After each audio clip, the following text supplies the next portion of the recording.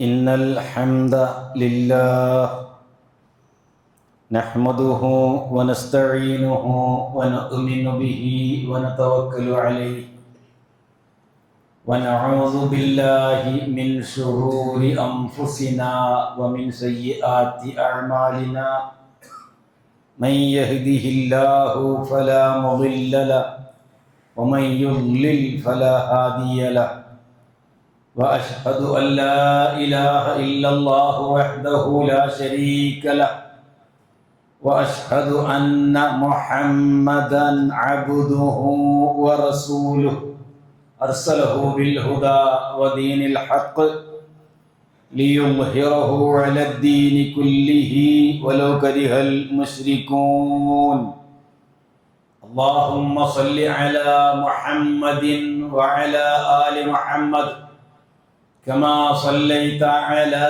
إبراهيم وعلى آل إبراهيم وبارك على محمد وعلى آل محمد كما باركت على إبراهيم وعلى آل إبراهيم إنك حميد مجيد أما بعد فإن خير الحديث كتاب الله وخير الهدي هدي محمد صلى الله عليه وسلم وشر الأمور محدثاتها وكل بدعة ضلالة أيها الناس اتقوا الله عباد الله أعوذ بالله من الشيطان الرجيم بسم الله الرحمن الرحيم قل إنني هداني ربي إلى صراط مستقيم دينا قيما ملة إبراهيم حنيفا وما كان من المشركين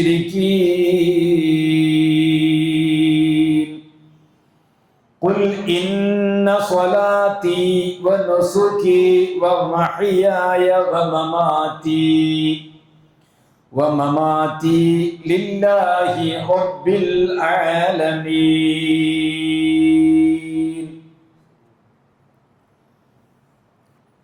സത്യവിശ്വാസികളെ വിശ്വാസിനികളെ അല്ലാഹുവിൽ തഖ്വയുള്ളവരായിരിക്കണമെന്ന് എന്നോടും നിങ്ങൾ ഓരോരുത്തരോടും ഉണർത്തുകയാണ്, ഉപദേശിക്കുകയാണ്. ഖലീലുല്ലാഹി ഇബ്രാഹിം നബി അലൈഹിസ്സലാത്തു വസ്സലാമിൻ്റെ ത്യാഗ സമ്പൂർണമായ ദഅവത്തിൻ്റെ മേഖലകളെ സംബന്ധിച്ചാണ് കഴിഞ്ഞ ഖുതുബകളിൽ നമ്മൾ വിശദീകരിച്ചത്.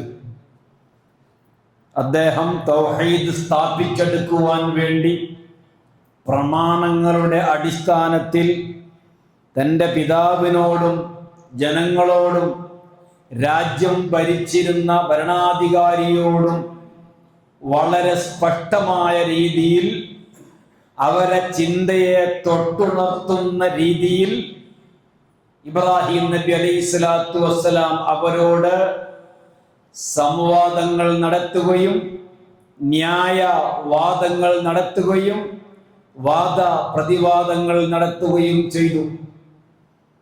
അങ്ങനെ അദ്ദേഹം അതിൻ്റെ പര്യവസാനമെന്നോണം താൻ ജനിച്ചു വളർന്ന നാട്ടിൽ നിന്ന് പലായനം ചെയ്യേണ്ട അവസ്ഥയാണ് ഉണ്ടായത്. ആ പലായനത്തിൽ ഹിജ്റയിൽ അദ്ദേഹം ബാബിലോണിയയിൽ നിന്ന് അഥവാ ഇറാഖിൽ നിന്ന് ഷാമിൽ നിന്ന് ഫലസ്തീനിലേക്കും ഈജിപ്തിൽ നിന്ന് പരിശുദ്ധ കഅബ നിലകൊള്ളുന്ന മക്കയിലേക്ക്, അവിടുന്ന് വീണ്ടും ഷാമിലേക്ക്, ഇങ്ങനെയാണ് അദ്ദേഹത്തിൻ്റെ ഹിജറ യാത്രകൾ.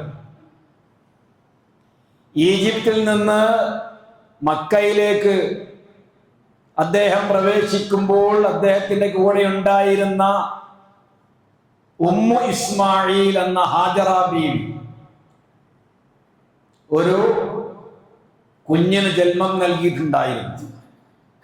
അത് അദ്ദേഹത്തിന്റെ അങ്ങേ അറ്റമുള്ള ഒരു അഭിലാഷമാണ്. അതിന് അദ്ദേഹം അല്ലാഹു സുബ്ഹാനഹു വ തആലയോട് പ്രാർത്ഥിച്ചിരുന്നു. അമ്പിയാക്കന്മാരെല്ലാം അവർക്ക് മക്കളുണ്ടാവണമെന്ന് ആഗ്രഹിക്കുന്നത് അവർക്ക് വയസ്സാകുമ്പോൾ ഇവരെ തീറ്റിപ്പോറ്റാൻ വേണ്ടി അല്ല, എന്നെ സംരക്ഷിക്കാൻ, എൻ്റെ കച്ചവടം ഏറ്റെടുക്കാൻ, എൻ്റെ പറമ്പുമൊക്കെ നോക്കി നടത്താൻ, എൻ്റെ സമ്പത്ത് സംരക്ഷിക്കാൻ എനിക്കൊരു മകനുണ്ടാവണം. അല്ല, നമ്മൾ അങ്ങനെയാണ്. ഖലീലുല്ലാഹി ഇബ്രാഹിം നബി അലൈഹി സ്വലാത്തു വസ്സലാം അടക്കമുള്ള പ്രവാചകന്മാർ അവർക്ക് പിൻതലമുറയുണ്ടാവണമെന്ന് അല്ലാഹു സുബ്ഹാനഹു വ തആലയോട് പ്രാർത്ഥിച്ചത് അവർ ഏറ്റെടുത്തതായിരിക്കുന്ന അല്ലാഹു ഏൽപ്പിച്ച ആ ദൗത്യമാകുന്ന തൗഹീദിന്റെ പ്രബോധനത്തിന്റെ അനന്തരാവകാശികളായി ഞങ്ങളെ മരണാനന്തരവും ഇലാ യൗമിൽ ഖിയാമ വരെ അല്ലാഹുവേ നീ ഇതിനൊരു പിൻഗാമിയെ ഉണ്ടാക്കി തരണമേ എന്ന് ആ ഉദ്ദേശത്തിലാണ് മക്കളുണ്ടാവാൻ വേണ്ടി പ്രാർത്ഥിക്കുന്നത്. അതുകൊണ്ടാണ് ഖലീലുള്ള അള്ളാഹിനോട് പ്രാർത്ഥിച്ചത്, റബ്ബി ഹബ്ലി മിനസ് സാലിഹീൻ, റബ്ബി ഹബ്ലി, അല്ലാഹുവേ നിന്റെ വക ഔദാര്യമായി, നിന്റെ വക ഓശാരമായി നീ എനിക്ക് നൽകണം, മിനസ് സാലിഹീൻ, സാലിഹായ സദ്വൃത്തനായ സച്ചരിതനായ നല്ലവനായ ഒരു കുഞ്ഞിനെ നീ എനിക്ക് നൽകണമെന്ന് ഖലീലുള്ള പ്രാർത്ഥിക്കുകയാണ്. സാലിഹീങ്ങളായിരിക്കണം മക്കള്. എങ്ങനെങ്കിലും കുറെ മക്കളുണ്ടായിട്ട് കാര്യമല്ല. അതുകൊണ്ടാണ് മിനസ് സാലിഹീൻ, സൂറത്തു സാഫാത്തിലാണ് ഈ ആയത്ത് നമുക്ക് കാണാം.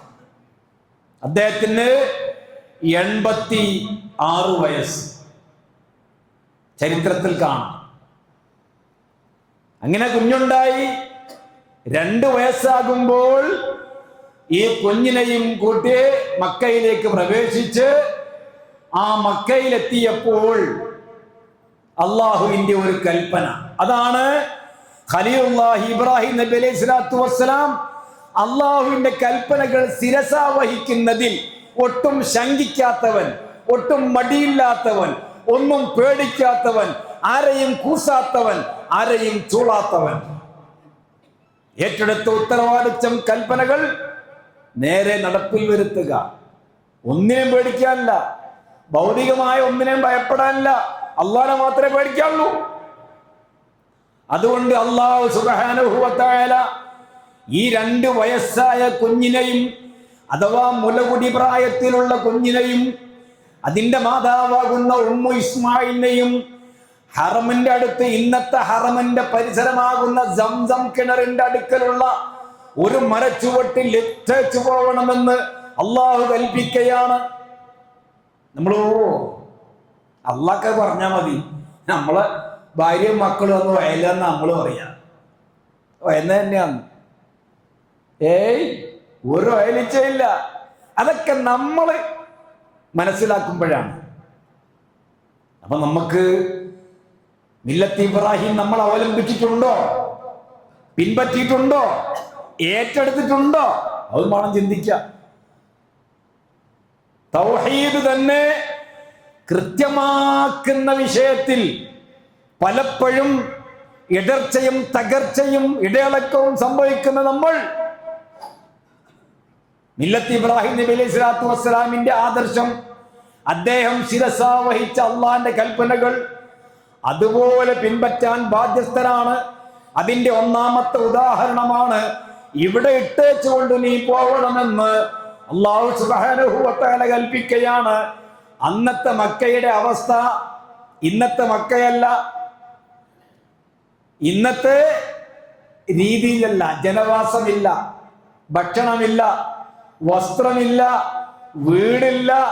ബിൽഡിംഗ് ഇല്ല, കുടിക്കാൻ വെള്ളമല്ല, വാസയോഗ്യമല്ല, ഒരു താഴ്വരയാണ്.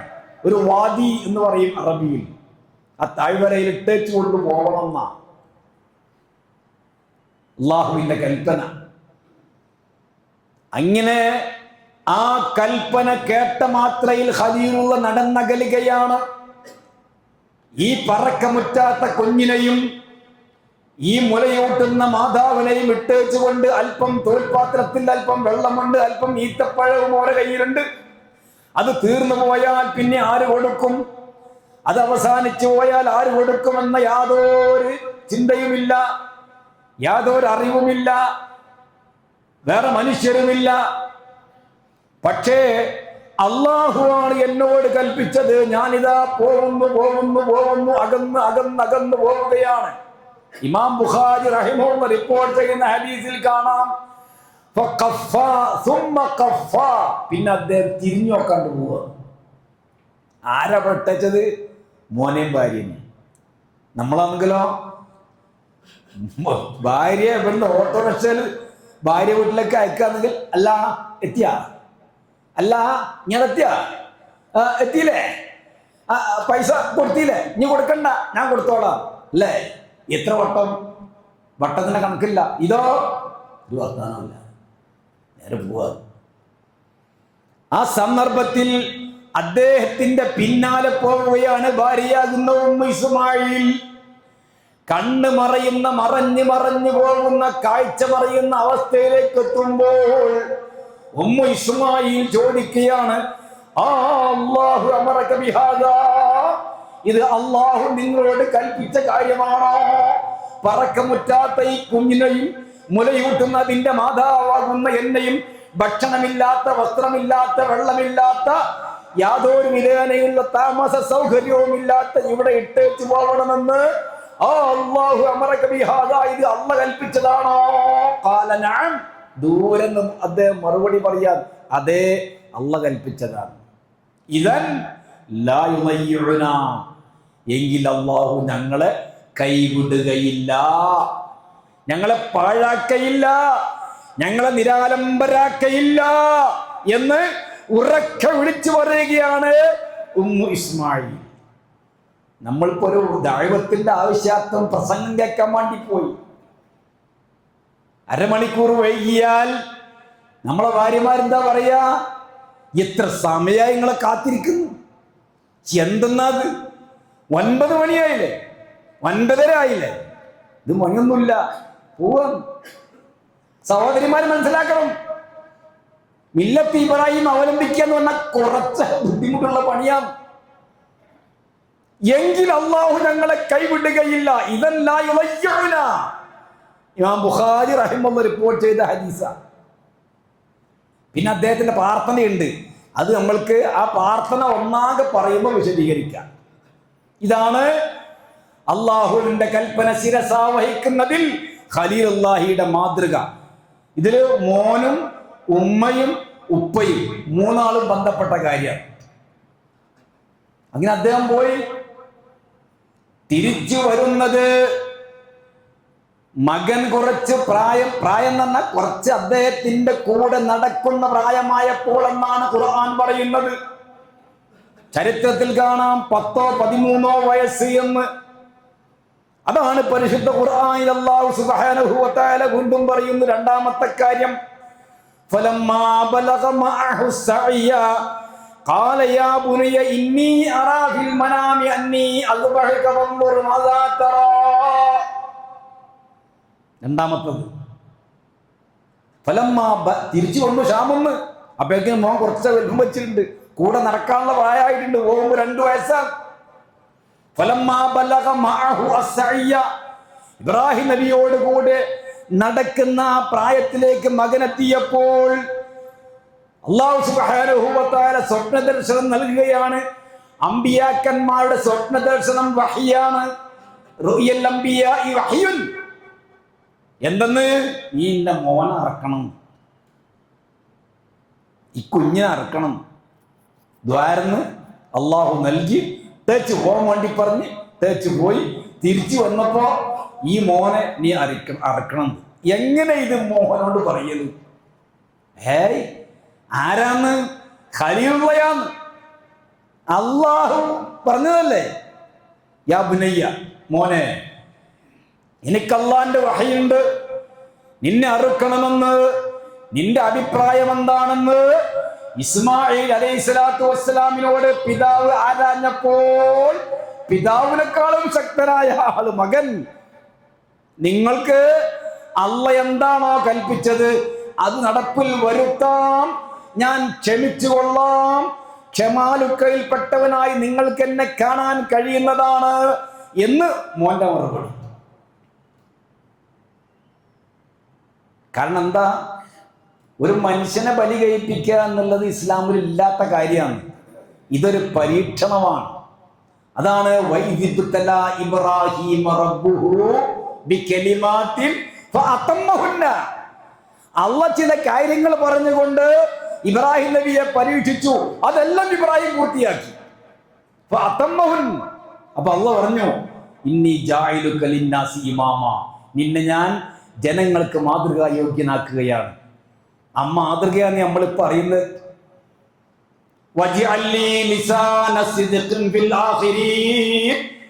പിൻതലമുറയിൽ എന്നെ പറ്റി ഒരു സൽകീർത്തി, ഒരു നല്ല വൃത്താന്തം, എന്നെ പറ്റി നല്ലത് പറയുന്ന ഒരു അവസ്ഥ നീ ഉണ്ടാക്കണമേ എന്ന് ഖലീലുള്ള പ്രാർത്ഥിച്ചു. അതാണ് ഈ ഖുതുബ, അതാണ് കഴിഞ്ഞ ഖുതുബ. അതാണ് വഅലാ ആലി മുഹമ്മദിൻ കമാ സല്ലൈത അലാ ഇബ്രാഹീമ. കേട്ടില്ലേ തുടക്കത്തില്? എന്നിൽ എന്നെപ്പറ്റി പിൻതലമുറയിൽ തൗഹീദ് ഉൾക്കൊണ്ട, ലാ ഇലാഹ ഇല്ലല്ലാഹ് ഉൾക്കൊണ്ട സമൂഹത്തിൽ എന്നെപ്പറ്റി സൽകീർത്തി, ഒരു നല്ല വൃത്താന്തം നീ നിലനിർത്തണമെന്ന് അള്ളാഹിനോട് പ്രാർത്ഥിച്ചു. അള്ളാഹ് നിലനിർത്തി. അതാണ് ഖലീലുള്ള പറഞ്ഞ മോനും ഒരു പ്രശ്നമില്ല, വാക്കും പ്രശ്നമില്ല. അങ്ങനെ അറുത്തു എന്ന് പറഞ്ഞാൽ അറുക്കാൻ വേണ്ടി തയ്യാറായി, കഴുത്തിൽ കത്തി വെച്ചു. നമ്മളെ ഇതിൽ പറഞ്ഞാൽ ഇങ്ങനെ അറുത്തു, പക്ഷെ മുറിയില്ല. കാരണം എന്താ? മനുഷ്യനെ അറുക്കുക എന്നുള്ള ഒരു ബലി ഇസ്ലാമിലില്ല. അല്ലാഹു സുബ്ഹാനഹു വ തആല ഉടൻ തന്നെ യാ ഇബ്രാഹിം, അല്ലയോ ഇബ്രാഹിമേ, നിനക്ക് ഞാൻ നൽകിയ സ്വപ്നം നീ സാക്ഷാത്കരിച്ചിരിക്കുന്നു, സത്യസന്ധമായി പൂർത്തിയാക്കിയിരിക്കുന്നു. ഇതാ ഈ മൃഗത്തെ അറുത്തുകൊണ്ട് ആ കൃത്യം നിർവഹിക്കുക എന്ന് പറയുന്നു. ഫലമാ അസ്ലമ വതല്ലഹു ലിൽ ജബീൻ എന്ന ഖുർആൻ സൂറത്തു സ്വാഫാത്തിൽ അതുമായി ബന്ധപ്പെട്ട് നമ്മളെ പഠിപ്പിക്കുന്നത്. സൂറത്തു സ്വാഫാത്ത്, സൂറത്ത് ഇബ്രാഹിം, സൂറത്ത് അൻആം, ഇങ്ങനെ പല പല സ്ഥലങ്ങളിലായി അള്ളാഹു കാര്യം പഠിപ്പിക്കുന്നുണ്ട്. ഇവിടെ എന്താണെന്ന് നമ്മൾ മനസ്സിലാക്കേണ്ടത്? അള്ളാഹ് പറഞ്ഞതാണോ അത് എനിക്ക് പ്രശ്നമല്ല. നമുക്ക് ബന്ധമൊന്നുമില്ലല്ലോ. നമുക്ക് ബന്ധന്ന ലാ ഇലാഹ ഇല്ലല്ലാഹ് എന്ന കലിമത്ത് തൗഹീദ് അടിയുറച്ച് വിശ്വസിക്കണം. അതിനെന്തെന്ന പെട്ട ഗവൺമെന്റ് നമുക്ക് എതിരുണ്ടോ? ഇല്ല. നാട്ടുകാരെതിരുണ്ടോ? ഇല്ല. കുടുംബക്കാരെതിരുണ്ടോ? ഇല്ല. ഉമ്മയും ബാപ്പയും എതിരാന്ന് പോട്ട്. ഇബ്രാഹിം നബിന്റെ ഉപ്പ എതിരായിരുന്നില്ലേ? അദ്ദേഹം പറഞ്ഞ് ഞാൻ പോകാന്ന്. അതേ ഞാൻ പറയുന്നത്. ഇത്തരം പരീക്ഷണങ്ങളൊന്നും നമുക്കില്ലല്ലോ. ലാ ഇലാഹ ഇല്ലല്ലാഹ് എന്ന കലിമത്ത് തൗഹീദ് അടിയുറച്ച് വിശ്വസിക്കുവാൻ, നമ്മുടെ കൽബ് കൊണ്ട് ലാ ഇലാഹ ഇല്ലല്ലാഹ് കൊണ്ട് നമ്മളെ കൽബ് കഴുകി വൃത്തിയാക്കാൻ അത്രേ പറയുന്നുള്ളൂ. അതിനുപോലും നമ്മൾ സന്നദ്ധരല്ലെങ്കിൽ നാം എവിടെ? മില്ലത്ത് ഇബ്രാഹിം. ഏത് മില്ലത്തിലാണ് നമ്മളുള്ളത്? ഏത് ഇബ്രാഹിം നബി അലൈഹി സ്വലാത്തു വസ്സലാമിന്റെ മാതൃകയാണ് നമ്മൾ അവലംബിക്കുന്നത്? ഇത് സാധിക്കാത്തവൻ വിഡ്ഢിയാണ്. ഖുർആൻ പറഞ്ഞ ഇതിന് കഴിയാത്തവൻ, ഈ മാതൃക പിൻപറ്റാൻ കഴിയാത്തവൻ സഫീഹ്, വിഡ്ഢി, ബോഷ്കൻ എന്നാ ഖുർആൻ പറഞ്ഞ്. അത് ബോഷ്കന്മാരാവരുത്. നമ്മൾ വിഡ്ഢികളാവരുത്. നമ്മളിതെല്ലാം പഠിച്ചറിഞ്ഞ് മനസ്സിലാക്കി ആ മാർഗം അവലംബിക്കുന്നവരാവണം. അങ്ങനെ ആ രണ്ടാമത്തെ കാര്യത്തിലും അള്ളാഹുവിന്റെ പരീക്ഷണത്തിൽ, അള്ളാഹുവിന്റെ കൽപ്പന ശിരസ വഹിക്കുന്നതിൽ ഖലീലുള്ളാഹിയും മോനും വിജയിച്ചു. വിജയിച്ചു എന്ന് പറഞ്ഞാൽ ആ കാര്യം നടപ്പിൽ വരുത്തുമ്പോൾ നടത്തി. പക്ഷെ അള്ളാഹ് കണ്ട കാര്യം എന്താണോ അതിൽ അദ്ദേഹം വിജയിച്ചു കഴിഞ്ഞു. മൂന്നാമത്തേത്, അവിടെയും മോനും ഉപ്പയും കൂടിയാണ്.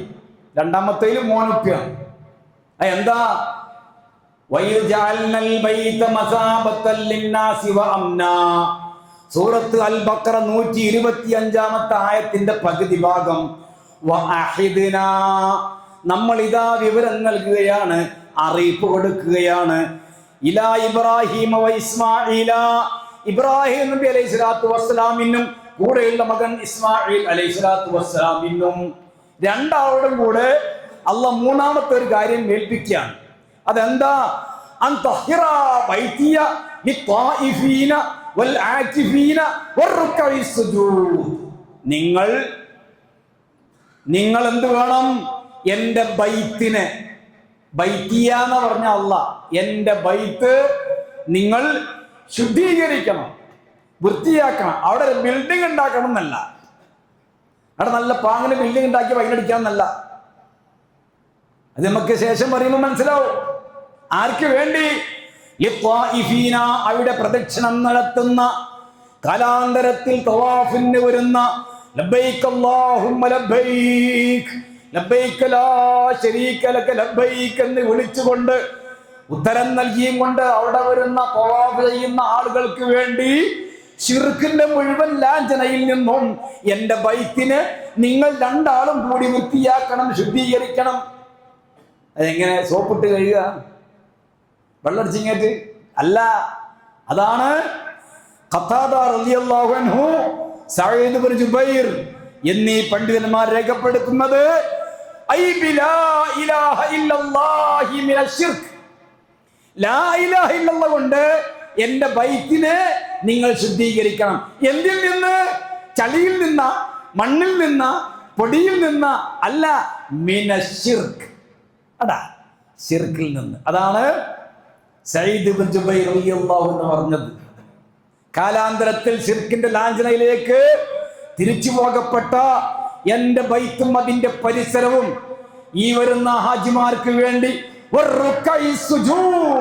അവിടെ റുക്കോയിലും സുജൂദിലുമായി നമസ്കരിക്കുന്ന ആളുകൾക്ക് വേണ്ടിയും നിങ്ങൾ രണ്ടാളും കൂടി അതിനെ ശുദ്ധീകരിക്കണം, വൃത്തിയാക്കണം. എന്ന ആയത്ത് അതിന് നേരെ താഴെക്കാണ്. അതും കൃത്യമായി പൂർത്തീകരിച്ചു. എല്ലാം, ഏത് കാര്യമാണ് അള്ളാഹു ഏൽപ്പിക്കുന്നത്, ആ ഏൽപ്പിക്കുന്ന എല്ലാ കാര്യങ്ങളും നടപ്പിൽ വരുത്തുമ്പോൾ ഒരു പ്രാർത്ഥന ഉണ്ടാകും. അദ്ദേഹത്തിന്റെ ഒരു പ്രാർത്ഥന അള്ളാഹുവിനോട്, ആ നാടിനു വേണ്ടി, നമ്മൾക്ക് വേണ്ടി, നമ്മൾക്ക് വേണ്ടി, ശിർക്കിൽ നിന്ന് മുക്തരാവാൻ വേണ്ടി, സ്വീകരിക്കാൻ വേണ്ടി എന്തെല്ലാം പ്രാർത്ഥനകൾ അടുത്ത ആഴ്ച പറയാൻ. അപ്പോ ഇബ്രാഹിം നബി അലൈഹി സ്വലാത്തു വസ്സലാമും മോനും കൂടെ ആ പരിശുദ്ധ കഅബയെ, അല്ല പരിശുദ്ധ ബൈത്തിനെ, അവിടെ കഅബ എന്ന് പറഞ്ഞാൽ ബൈത്ത് രണ്ടും ഒന്ന് തന്നെയാണ്. ബൈത്തിയ എന്ന ഖുർആൻ ഇവിടെ പറഞ്ഞു. കാരണം എന്താ? ഇന്ന അവ്വല ബൈത്തിൻ വുദിഅ ലിന്നാസി ലല്ലദീ ബിബക്കത്ത മുബാറക്കൻ, ഒന്നാമത്തെ ഭവനം, അല്ലാഹുവിനെ ആരാധിക്കാൻ വേണ്ടി ഭൂലോകത്ത് ഒന്നാമതായി സ്ഥാപിക്കപ്പെട്ട ഭവനമാണ് ബൈത്ത്.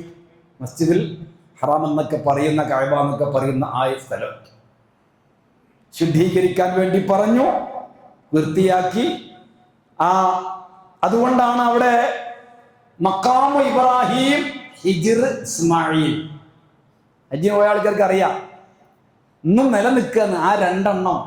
ഒന്നെന്താ? ഹിജ്ർ ഇസ്മായിൽ. അതെന്തെന്നാ? കഅബത്തിന്റെ അപ്പുറം ശരി ഇങ്ങനെ കെട്ടുണ്ടായിട്ട് ഇങ്ങനെ അങ്ങോട്ട് കടക്കുകയും ചെയ്യുക, പക്ഷെ തവാഫ് അപ്പുറത്തും കൂടെ എന്ന് പറഞ്ഞത്. അതാണ് ഹിജ്ർ ഇസ്മായിൽ.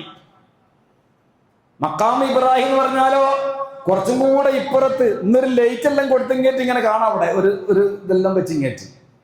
അതാണ് മഖാം. അല്ല ഇബ്രാഹിം നബീന്റെ മഖാമൊന്നല്ല, ഇവിടുന്ന് പോകുന്നവരെല്ലാം കണക്ക് തന്നെയാണ്. ഇവിടുന്ന് പോകുന്ന മഖാം ഇബ്രാഹിം എന്ന് പറഞ്ഞാൽ അസ്സലാമു അലൈക്കും ഇബ്രാഹിം നബി, എൻ്റെ കാര്യം പോക്കാണ്, അവിടെ പോയി പറഞ്ഞില്ലെങ്കിലായി. ഈ മക്കാമും കേട്ടിങ്ങേറ്റ് നിന്ന സ്ഥലം എന്നാ വാക്കിന്റെ അർത്ഥം. ഇബ്രാഹിം നബി അലൈഹി സ്വലാത്തു വസ്സലാം മോൻ നിന്ന സ്ഥലം. എങ്ങനെ നിന്ന സ്ഥലം? ഇതിന്റെ കഅബയുടെ കല്ല് പണികൾ പടുത്തുയർത്തുവാൻ വേണ്ടി ഇസ്മായിൽ എടുത്തു കൊടുക്കുന്നു. ഇബ്രാഹിം നബി അലൈഹി സ്വലാത്തു വസ്സലാം അത് എടുത്ത് അങ്ങോട്ട് വെക്കുന്നു. അതാണ് ഇവിടുന്ന് പോകുന്നല്ലെങ്കിൽ ഇങ്ങനെ കണ്ടമാനം മക്കാം ടു മക്കാം ടു മക്കാം ടു മക്കാം, നേരെ പിന്നെ ആ മക്കാമിലൊക്കെ പോകുന്നു. അവിടെ എത്തുമ്പോൾ ഇതൊരു മക്കാം തന്നെ. ഓ, നമ്മളെ ഉസ്താദന്മാർ പറഞ്ഞു വളരെ ശരിയാണ്, ഇവിടെ മക്കാമില്ല എന്നല്ലേ പറഞ്ഞ് വഹാബികൾ ഇതടക്കും. തെറ്റിദ്ധരിച്ചില്ലെങ്കിലായി, അള്ള കാക്കട്ടെ. ഏതായാലും 5-6 ലക്ഷം ഉറുപ്പിക കൊടുത്തിട്ട് പോവല്ലേ. ആ പണം തന്നെങ്കിലും മുതലാവണമെങ്കിൽ തൗഹീദ് മനസ്സിൽ വേണം. ഇബ്രാഹിം നബി അലൈഹി സ്വലാത്തു വസ്സലാമിന്റെ ആ ദൗത്യം ഓർക്കാതെ, ആ മില്ലത്ത് ചിന്തിക്കാതെ, അത് അവലംബിക്കാതെ ഒരു ഹജ്ജും സഹിയാകയില്ല. കാരണം അത് രണ്ടും പടുത്തുയർത്തിണ്ടാക്കാൻ അള്ള ഏൽപ്പിച്ചത് അവർ രണ്ടാളെയാന്ന്. ആ സംസമിന്റെ അവിടെയാണ് ഇസ്മായിൽ അലൈഹി സ്വലാത്തു വസ്സലാം കടന്ന് കാലിട്ടടിച്ചത്. അവിടെയാണ് ജുർഹും കുടുംബവും മനുഷ്യന്മാരൊക്കെ വരുന്നത്. പിന്നെയാണ് ആ ഒരു മില്ലത്ത് പിൻപറ്റിയും കൊണ്ടാണ് ഹജ്ജിന് പോവേണ്ടത്. അല്ലാത്തവന്റെ ഹജ്ജ് അള്ളാഹു സ്വീകരിക്കുന്നതല്ല, ഒരു സംശയമില്ല. അതുകൊണ്ടാണ് മുഹമ്മദ് നബിയോട് പറയാൻ വേണ്ടി അള്ളാഹു കൽപ്പിച്ചത്. അതാണ് ആ ആയത്താണ് നിങ്ങളെ ഓതി കേൾപ്പിച്ചത്. നീ പറയണം. ആരോട്? നബിയോട് അള്ളാഹു പറയാന്ന്. സൂറത്ത് അൻആം 161 നീ പറയണം, ഇന്നനീ ഹദാനി റബ്ബി ഇലാ സിറാത്തിൻ മുസ്തഖീം. ഇന്നനീ ഹദാനി, എൻ്റെ റബ്ബ് എനിക്ക് ഹിദായത്ത് നയിച്ചിരിക്കുന്നു, എനിക്ക് മാർഗദർശനം നൽകിയിരിക്കുന്നു. ഇലാ സിറാത്തിൻ മുസ്തഖീം, നേരെ ചൊവ്വയുള്ള വഴിയിലേക്ക്, പാതയിലേക്ക്, വക്രതയില്ലാത്ത, വളച്ചുകെട്ടില്ലാത്ത, യാതൊരു വിധേനയുള്ള ശിർക്കിന്റെ ലാഞ്ചനയും പുരളാത്ത യഥാർത്ഥ വഴിയിലേക്കാണ് എൻ്റെ അള്ളാഹു എന്നെ നയിച്ചിരിക്കുന്നത്. അഥവാ ദീനൻ ഖിയമാ, നേരെ ചൊവ്വയുള്ള മതമാകുന്ന ഇസ്ലാം. അപ്പൊ സിറാത്തുൽ മുസ്തഖീം ഇസ്ലാം. പിന്നെ കഴിഞ്ഞ, അതായത് മില്ലത്ത ഇബ്രാഹിം ഹനീഫ, നിഷ്കളങ്കനായ ഋജുമനസ്കനായ ഇബ്രാഹിം നബി അലൈഹി സ്വലാത്തു വസ്സലാമിന്റെ മില്ലത്തിലേക്ക്. അപ്പൊ എന്ത് മനസ്സിലായി? സിറാത്തുൽ മുസ്തഖീം, ദീൻ ഇസ്ലാം, മില്ലത്ത് ഇബ്രാഹിം. ഒരേ ക്രമത്തിലാണ് ഈ ആയത്ത് പറയുന്നത്. എന്നിട്ട് പറയുന്നത് എന്താ? വമാ ഖാന മിനൽ മുശ്രിക്കീൻ, അദ്ദേഹം അള്ളാഹുവിൽ പങ്കു ചേർക്കുന്ന ആളുകളിൽ പെട്ടവനേ ആയിരുന്നില്ല. അപ്പൊ ശിർക്കിന് ആരും ഇബ്രാഹിം നബിയെ കൂട്ടുപിടിക്കണ്ട. അള്ളാഹുവിൽ പങ്കു ചേർക്കുന്ന ഒരു ഏർപ്പാടിനും ആരും ആരെ കൂട്ടുപിടിക്കണ്ട? ഇബ്രാഹിം നബി അലൈഹി സ്വലാത്തു വസ്സലാമിനെ കൂട്ടുപിടിക്കണ്ട. ശിർക്ക് ചെയ്തിങ്ങേറ്റ് ഞാൻ ഇബ്രാഹിം നബിന്റെ ആളാണെന്ന് നീ പറയണ്ട. അതിന് പ്രസക്തി ഇല്ല, അത് പച്ചക്കളവാണ്. ശിർക്ക് ചെയ്ത് ഞാൻ ഖലീലുള്ളാഹിന്റെ ആളാണ് എന്ന് പറയണ്ട. കാരണം അദ്ദേഹം അള്ളാഹുവിൽ പങ്കു ചേർക്കുന്നവരിൽ പെട്ടവനേ ആയിരുന്നില്ല എന്ന കാര്യം നീ അങ്ങോട്ട് പറയും റസൂലുള്ളാഹിനോട്. തൊട്ടടുത്ത ആയത്തിൽ വീണ്ടും രണ്ടാമത്തെ ആയത്ത്, നീ പറയണം മുഹമ്മദ് നബിയെ, ഇന്ന സ്വലാത്തി വനുസുകി വമഹ്യായ വമമാതി ലില്ലാഹി റബ്ബിൽ ആലമീൻ. നബിയെ പറയണം, ഇന്ന സ്വലാത്തി എന്ന നമസ്കാരം, വനുസുകി ബലികർമ്മം അടക്കമുള്ള എൻ്റെ ആരാധനാ കർമ്മങ്ങളും, വമഹ്യായ വമമാതി എന്റെ ജീവിതവും മരണവും, ലില്ലാഹി റബ്ബിൽ ആലമീൻ ലോകരക്ഷിതാവായ അള്ളാഹുവിന്റെ തൃപ്തിക്ക് വേണ്ടിയാണ്, അവന്റെ പൊരുത്തത്തിനാണ്, അവന്റെ ഇഷ്ടത്തിനാണ് എന്ന് നീ പറഞ്ഞേക്കണം. അവസാനിച്ചോ? ഇല്ല. ആ അള്ളാഹു ആരാ? ലാ ശരീക ലഹു, ലാ ശരീക ലഹു, അവന് യാതൊരു പങ്കുകാരുമില്ല. വബിദാലിക ഉമിർതു, ഇത് എന്നോട് കൽപ്പിക്കപ്പെട്ട കാര്യമാണ്. വഅന അവ്വലുൽ മുസ്ലിമീൻ, ആ അള്ളാഹ്ക്ക് കീഴ്പ്പെടുന്നവരിൽ ഒന്നാമനാണ് ഞാൻ എന്ന് നീ ജനങ്ങളോട് അങ്ങോട്ട് പറയണം. അവിടെയും ഖലീലുള്ളാഹിനെ കൂട്ടുപിടിച്ചുകൊണ്ടാണ് അല്ലാഹു സുബ്ഹാനഹു വ തആല മുഹമ്മദ് നബിയോട് ഈ കാര്യം തുറന്ന് പറഞ്ഞത്. റസൂലുള്ളാഹിക്ക് ഒരു മോണ്ടായി. എന്താ പേരിട്ടത്? വല്ലിപ്പാന്റെ പേരാണ് അബ്ദുള്ള എന്നാ പേരിട്ടത്. ഒന്നാമത്തെ മോന്റെ പേര് ഇബ്രാഹിം. ഇബ്രാഹിം കണ്ടാ, ഒരു മോന്റെ പേരെന്തായിരുന്നു? ഇബ്രാഹിം. ചെറുപ്രായത്തിൽ മക്കളൊക്കെ മരിച്ചുപോയി. റസൂലുള്ളാഹിക്ക് കഴിഞ്ഞ് വിഷമൊക്കെ ഉണ്ടായിരുന്നു. അത് മറ്റൊരു വിഷയമാണ്. എന്താ കാരണം?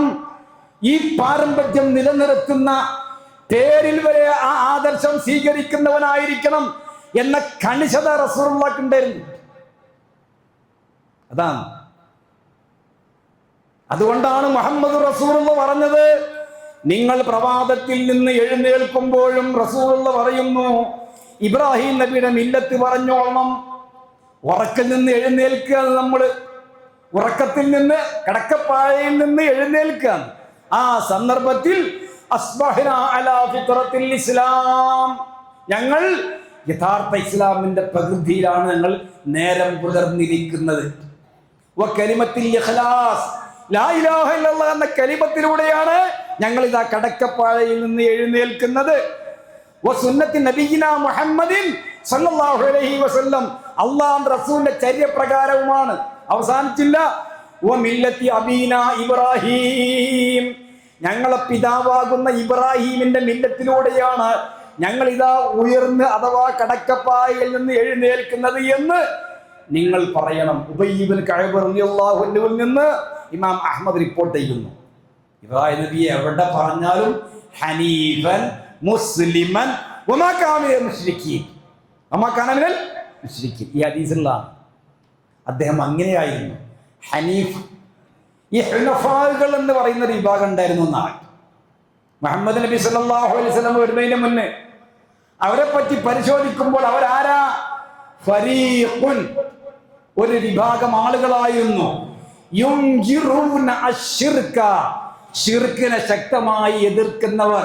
ഖബല മജീഇ മുഹമ്മദിൻ സല്ലല്ലാഹു അലൈഹി വസല്ലം, അല്ലാഹുവിന്റെ റസൂൽ യഥാർത്ഥ തൗഹീദുമായി വരുന്നതിന്റെ മുമ്പ് അതിന്റെ പൗരാണികരായി നിലകൊണ്ടിരുന്ന ഒരു വിഭാഗമായിരുന്നു ഹുനഫാകൾ. ആ ഹുനഫായിലെ ഹനീഫൻ, അതിന്റെ നേതാവാണ് ഖലീലുള്ളാഹി ഖലീലുള്ളാഹി ഇബ്രാഹിം നബി അലൈഹി വസല്ലം. അതാണ് അദ്ദീനുൽ ഹനീഫിയ്യ എന്ന പേര്. ഒരു തരിമ്പ് പോലും ശിർക്കില്ല എന്നതിന്റെ അർത്ഥം. ഹനീഫ് എന്ന വാക്കിന്റെ അർത്ഥം എന്താ? ഐ മാഇലൻ മിൻ കുല്ലിൽ ബാത്തിൽ, എല്ലാ ബാത്തിലിൽ നിന്നും ഒഴിവായവൻ. അത് നമ്മൾ മലയാളത്തിൽ പറയും ഋജുമനസ്കൻ, നിഷ്കളങ്കൻ എന്നൊക്കെ പറയാന്നുള്ളത് ഭാഷാപരമായ പ്രയോഗമാണ്. അതാണ് ഹനീഫ്, ഹുനഫാകൾ എന്ന വിഭാഗം. റസൂലുള്ള പ്രാർത്ഥിക്കാൻ പറഞ്ഞ എന്താ? ഞങ്ങൾ പ്രഭാതത്തിൽ എഴുന്നേൽക്കുന്നത് വഅലാ മില്ലത്തി അബീനാ ഇബ്രാഹിം അലൈഹിസ്സലാത്തു വസ്സലാം ഹനീഫൻ മുസ്ലിമൻ വമാ കാന മിനൽ മുശ്രിക്കീൻ. അതാ അങ്ങനെ ആ പ്രാർത്ഥനയുടെ അവസാനം. അദ്ദേഹം ഹനീഫായിരുന്നു, അള്ളാഹ് കീഴ്പ്പെട്ടവനായിരുന്നു. അള്ളാഹ് പറഞ്ഞു ഇത് ഖാല ലഹു റബ്ബുഹു അസ്ലിം ഖാല അസ്ലംതു ലിറബ്ബിൽ ആലമീൻ. ഇതൊക്കെ ചെയ്ത ഇബ്രാഹിം നബിയോട് വീണ്ടും അള്ളാഹ് അസ്ലിം, നീ കീഴ്പ്പെടണം, നീ വഴിപ്പെടണം, നീ സമ്പൂർണമായി എന്റെ കൽപ്പനകൾക്ക് കീഴൊതുങ്ങിയവനാവണം. ഇബ്രാഹിം നബി പറഞ്ഞു അസ്ലംതു ലിറബ്ബിൽ ആലമീൻ, അല്ലാഹുവേ നിനക്ക് വേണ്ടി ഞാനിതാ എല്ലാം കീഴ്പ്പെട്ടിരിക്കുന്നു, വഴിപ്പെട്ടിരിക്കുന്നു, കീഴൊതുങ്ങിയിരിക്കുന്നു എന്ന് ഖലീലുള്ളാഹി പറയുകയുണ്ടായി എന്ന് ഖുർആനിൽ കാണാവുന്നതാണ്. ഇതാണ് ഖലീലുള്ളാഹി ഇബ്രാഹിം നബി അലൈഹി സ്വലാത്തു വസ്സലാം. ഇനി അദ്ദേഹത്തിന്റെ ഭക്തി നിർഭരമായ പ്രാർത്ഥനകളാണ്. ഓരോ കാര്യങ്ങളും നിർവഹിക്കുമ്പോൾ അദ്ദേഹം നടത്തിയ പ്രാർത്ഥനകൾ ഇൻഷാ അല്ലാഹ് അടുത്ത ഖുതുബകളിൽ നമുക്ക് വിശദീകരിക്കാം. അല്ലാഹു തൗഫീഖ് നൽകുമാറാകട്ടെ.